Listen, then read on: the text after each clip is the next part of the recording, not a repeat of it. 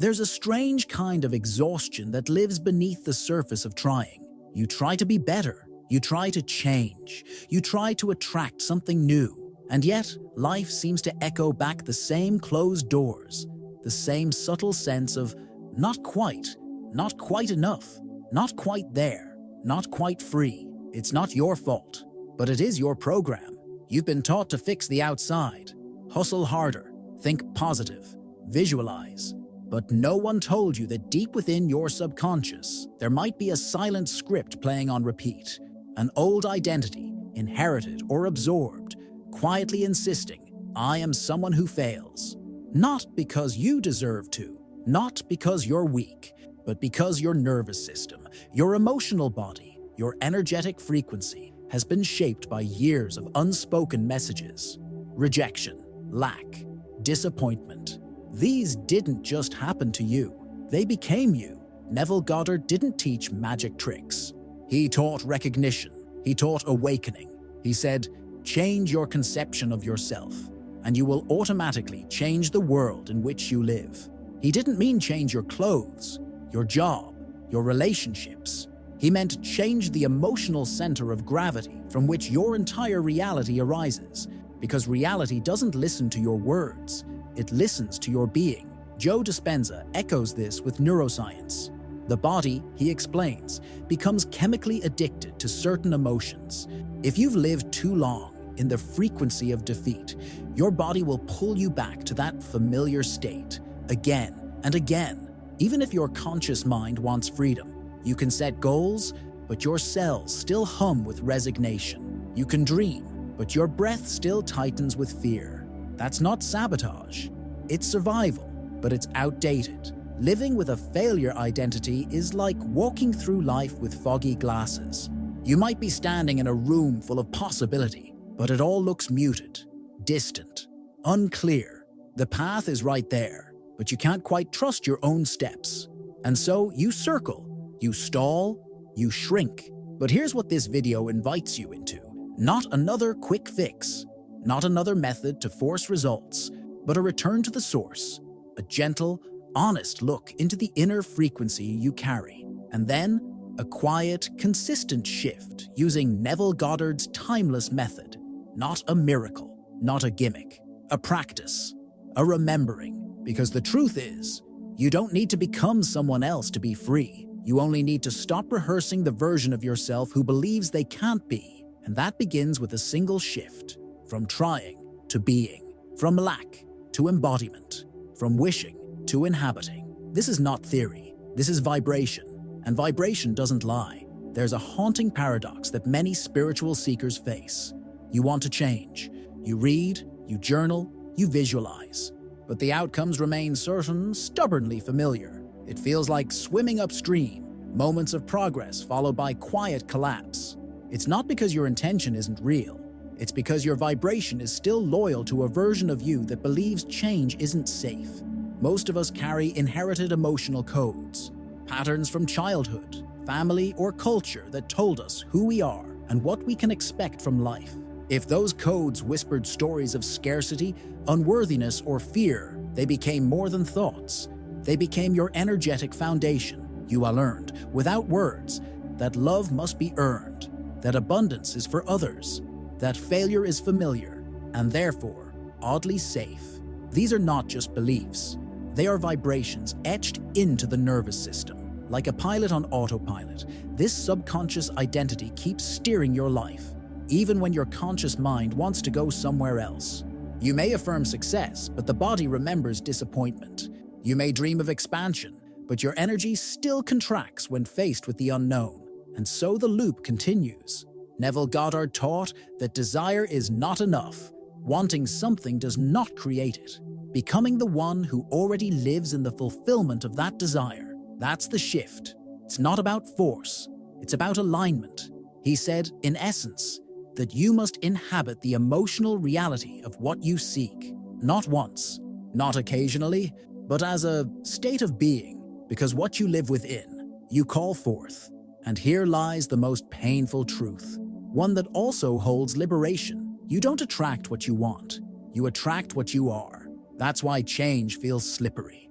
That's why self-sabotage isn't a flaw, but a function of deeper programming. Until you rewrite the emotional identity behind your actions, the outcomes will echo the old song. But there is hope, because identities are not fixed. Vibrations are not permanent. And when you begin to gently shift your inner resonance, not through effort, but through emotional truth, the outer world can no longer resist. It must reflect you. It always has. It always will. There's a gentle but powerful misunderstanding in the world of conscious creation. Many people believe that if they can see it in their mind, they're on the path to having it. They close their eyes. They imagine. They create a scene of the life they desire. But then, nothing changes. The vision fades. The life stays the same. And quietly, disappointment returns. The truth is, seeing is not being. Visualization, without emotional embodiment, is like watching a movie of someone else's life. It may inspire, it may move you, but it doesn't change your frequency. Neville Goddard spoke clearly about this. He said the secret is not just to imagine, but to feel, to assume the feeling of the wish fulfilled, to merge so completely with your desired reality that it becomes your new emotional home. This is the difference between hoping and inhabiting. Hoping keeps the thing outside of you. Inhabiting brings it into your cells, your breath, your way of walking through the world. When you simply watch a scene in your mind without fusing with its emotional truth, you're still a visitor. And visitors do not transform the house. They leave it as they found it. Joe Dispenza brings the science that supports this. He teaches that for a new reality to form, the heart and brain must enter coherence. The brain sets the intention, but it's the heart, the seat of emotion, that broadcasts the magnetic field that draws experiences to you. If the mind says, "I want this," but the heart is quiet or full of doubt, the field remains incoherent. There is no resonance, no collapse of possibility into form. Feeling is the frequency. Thought is only the map. And without the emotional signal that says, "This is real, this is safe, this is mine," the subconscious does not respond, because the subconscious doesn't understand language. It understands vibration. This is why so many people spend years visualizing, scripting, dreaming, only to find themselves in the same place, again and again. Not because the method doesn't work, but because the method was missing its soul, the emotional charge, the full body yes. Manifestation is not a performance. It's a state of being, and being is not crafted in the mind alone. It rises from the heart, from the breath, from the willingness to let go of wanting, and instead to feel as if it's already done, not imagined, remembered, not forced, embodied. There are patterns so deeply woven into your body that they no longer feel like patterns. They feel like truth. You may wake up each morning with new intentions, but your breath still carries the same quiet tension. Your chest, a little tight. Your stomach, a little guarded. That's not just stress. That's memory, emotional memory. And it has power. The human nervous system is brilliant.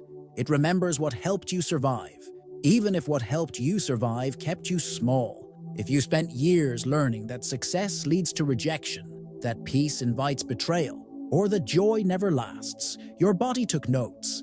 It encoded those truths as warnings. And now, even when life offers something different, your system reacts with suspicion. This is why good things can feel uncomfortable. Why you might push away what you say you want.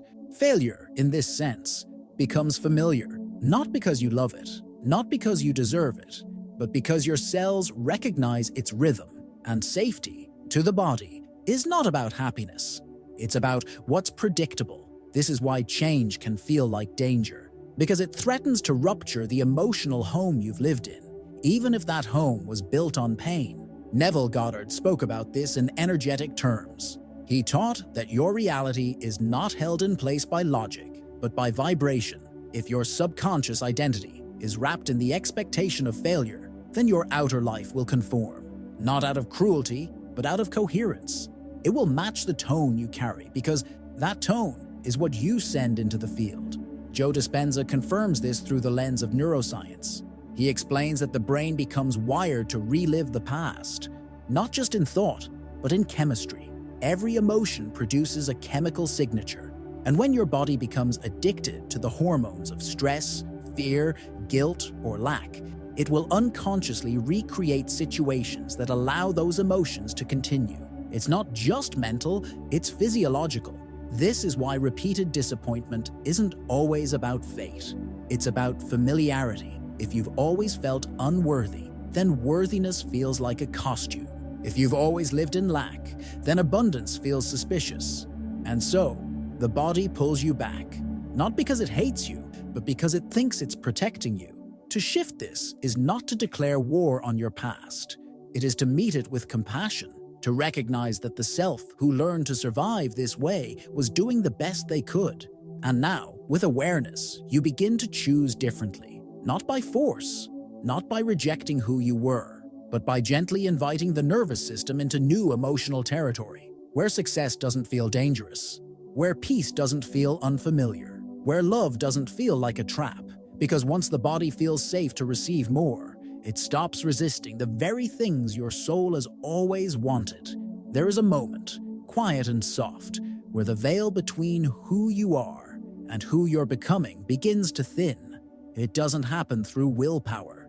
It doesn't respond to desperate wanting. It opens in the space between thought and feeling, in the intimate stillness where the imagined becomes real, not on the outside, but within. Neville Goddard called this living from the end, not thinking about the result, not visualizing from a distance, but embodying the experience of your wish fulfilled so completely, so sensorially, that your subconscious has no choice but to accept it as truth. And what the subconscious accepts, life begins to mirror. The method is simple, but its power lives in how deeply you allow yourself to feel. In a quiet space, perhaps just before sleep or upon waking, you bring to mind not the process, not the steps, but the moment after your desire has come to life. A brief, vivid scene, a moment that represents completion. It could be the warmth of someone's arms, the feeling of keys in your hand, the texture of sunlight on your skin as you breathe in relief. And then, you enter it. You feel it as though memory has returned. You let your body respond to the scene, the breath softening, the chest opening, the heart saying, yes. This is not fantasy. This is rehearsal. This is vibrational training. This is how the subconscious learns a new rhythm, because the subconscious does not respond to logic. It responds to repeated, emotionally charged experiences. It doesn't care if they are real in the outer world. It only knows what is felt, what is repeated, what is believed with the senses of the inner self. When you practice this for even 3 minutes a day, you begin to shift the gravitational field of your identity. Neville often emphasized that you must not be a spectator in this inner movie. You must be the actor, the feeler, the one inside the skin of that new life. Because when you stop observing and start participating, you move from imagination to embodiment. And embodiment is the language of creation. This practice is not about escaping the present. It is about planting a new seed in the fertile soil of your now. It is not escapism. It is instruction. You are instructing the deeper layers of your being. This is who I am now. This is safe. This is mine. Over time, the line between vision and reality begins to blur. Not because the outer world changes first, but because you do. And when you vibrate as the one who already lives the answer, the question itself dissolves. There is a kind of exhaustion that doesn't come from physical labor, but from spiritual effort. A fatigue born from the endless cycle of striving to think better, feel better, manifest better. And yet, the more you try, the more elusive peace becomes. This isn't failure. It's a signal, a whisper from the soul. You're trying to fly with chains still wrapped around your wings. Many people on the spiritual path fall into this subtle trap. They commit fully, they meditate, they visualize, they repeat affirmations with diligence. But underneath it all, there is a quiet sense of urgency, a desperate reaching, as if they must force the universe to respond, as if their value depends on the outcome, as if they must earn what, in truth, can only be allowed. Neville Goddard's teachings cut through this illusion with elegance. He did not ask you to strain or perform. He invited you to rest in the state of the wish fulfilled, not to chase it, not to beg for it, but to become it. There is a profound stillness in his message, a stillness that says, what you seek is already yours, in the invisible. Your task is not to hunt it down, but to align with the frequency that makes it visible. Trying too hard is the opposite of trust. It is the energetic statement that I do not yet have. And every time you declare, with your thoughts or your emotions, that you are still lacking, that you are still far, you reinforce the very vibration that delays what you seek. Not because the universe is punishing you, but because you're not yet resonating with the ease of reception. The image is clear. You're inside a golden cage. Beautiful, ornate, spiritual even. You flap your wings with intensity, thinking that effort will create freedom.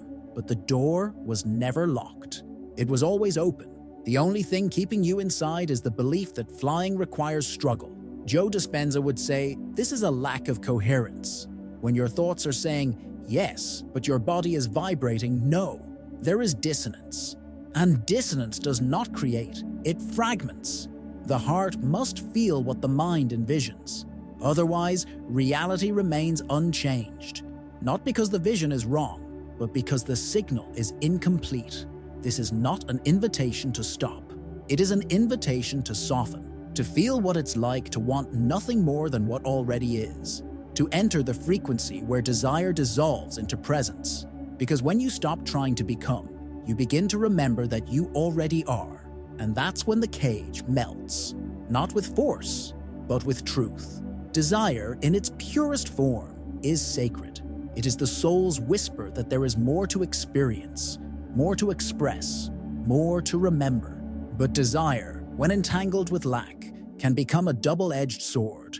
It can lift you toward a vision, or trap you in the echo of what is still missing. Neville Goddard offered a profound warning hidden in simplicity. To desire is to confess you do not have it. He was not condemning desire itself. He was revealing its shadow. When your longing is soaked in your absence, when your wanting is filled with the vibration of lack, you do not call forth the thing you seek. You deepen the space between you and it. You become the frequency of not yet, and the universe, sensitive and responsive, mirrors back the state you embody. Not the words you say, not the pictures in your mind, but the emotional truth vibrating beneath them. If your desire is born from fear, urgency, or ache, then what you manifest will reflect those tones. Not because you are wrong, but because vibration speaks first. Desire, then, must be transmuted, not discarded, but refined, turned inward, melted into the state of having, into the quiet, knowing that what is meant for you is already in motion, not out there, but inside. This is the path from craving to embodiment. Joe Dispenza teaches that the field responds not to our wants, but to our emotional coherence. If you say, I want love, but your body still flinches at intimacy. If you say, I want abundance, but your heart contracts with every financial decision, the field is confused. It cannot align. The signal is unclear. This is why Neville insisted on feeling from the end, because when you feel from the end, you no longer carry the weight of longing. You remember. You relax. You breathe into the version of yourself who already knows what it's like to receive. And that feeling, that silent confidence, is what collapses timelines. Desire becomes dangerous only when it is mistaken for presence. When you hold it too tightly, it can harden into resistance.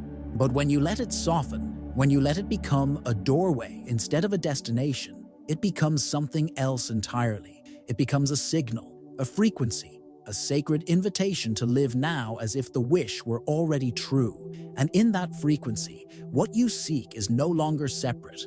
It begins to recognize you because you have become its match.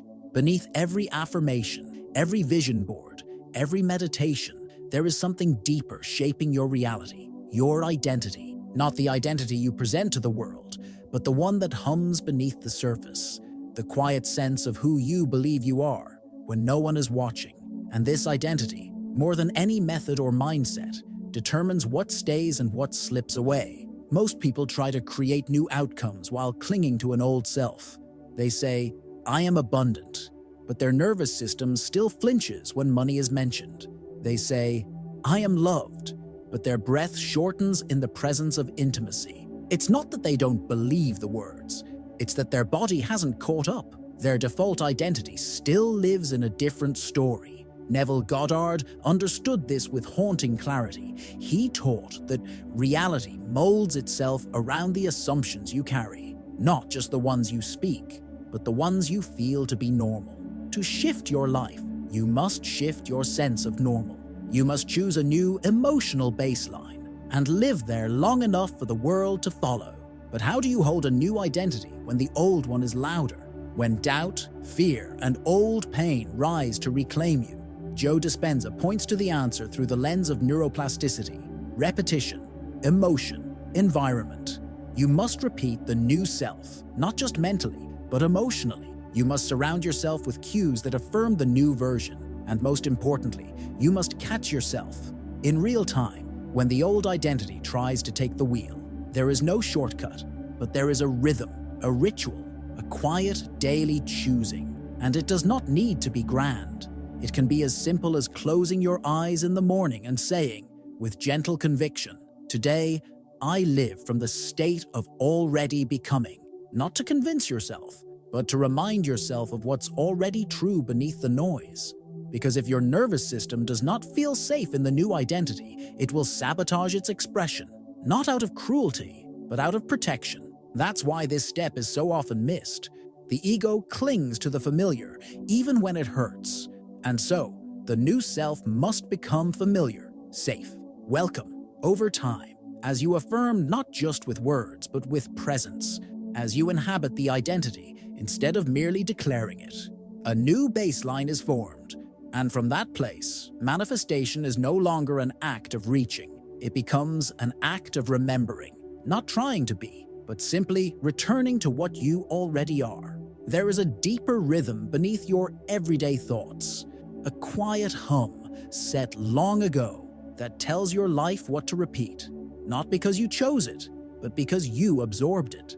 Bruce Lipton reminds us that 95% of our behaviors, reactions, and choices come not from conscious intention, but from subconscious programming, patterns installed before you even had words to question them. This programming doesn't just shape how you act, it shapes what you expect, what you feel safe having, what you allow yourself to receive. And until it is seen, not judged, not resisted, but truly seen, it will keep calling you back to the same outcomes. That's not your fault, but it is your opportunity. Neville Goddard taught that your outer world is the exact mirror of your inner assumptions, not the loud ones, the quiet ones, the ones that live in the body, in the tone of your breath, in the background of your thoughts, the ones you return to when life is still. And this mirror, as mysterious as it may seem, is not here to punish. It's here to reflect, so that you may know yourself, so that you may choose again. And here lies the quiet miracle. Reality does not shift because you forced it. It shifts because you matched it, not with effort, but with essence, not with performance, but with presence. You did not conquer your life. You aligned with it. You remembered the self who never left. Because your life is not a wall to climb. It is a field to tune into, a vibration to embody, a rhythm to dance with. And when your frequency clears, when the emotional fog dissolves, the mirror becomes transparent. What you once called impossible begins to appear, not as magic, but as coherence. Reality is not fixed, it is responsive, like a hologram shaped by the signal you send. And when that signal becomes clear, loving, steady, reality has no choice but to reflect it. That is the law, that is the invitation, and that is the path. If this message brought a kind of stillness to your inner world, if it reminded you of something you already knew, somewhere deep, then let that recognition be your next step. Let your attention, your breath, your presence become part of the vibration that sustains this space. Because in doing so, you're not just transforming your life, you're becoming a living invitation for others to do the same. And that changes everything.